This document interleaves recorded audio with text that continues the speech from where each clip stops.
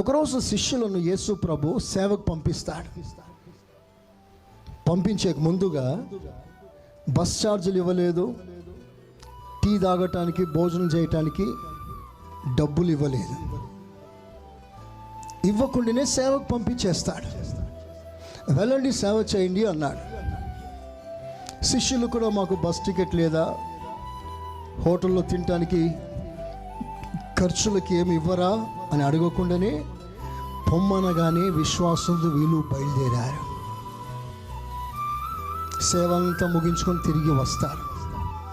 వచ్చినప్పుడు ప్రభు వారిని అడుగుతాడు, మీరు వెళ్ళటానికి మీకు ఛార్జీలు ఇవ్వలేదు, భోజనానికి డబ్బు ఇవ్వలేదు, సేవ అంతా చేసి వచ్చారు, నేను మీకు ఏమి ఇవ్వనందున మీకేమైనా తక్కువ అయిందా అని ప్రభు అడిగాడు వాళ్ళని.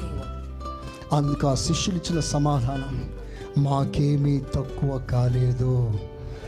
మంచి స్తోత్రం చెప్తారా? హల్లెలూయా. ఒక మంచి మాట ఏమిటంటే,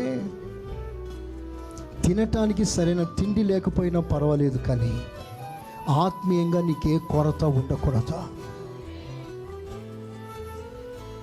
ఇది ₹1,000,000 మాట. ఉండటానికి సరైన వసతులు లేకపోయినా పర్వాలేదు, రేపు ప్రభు ఎదుట నిలబడటానికి నీకు ఏ కొరత ఉండకూడదు. Praise the lord.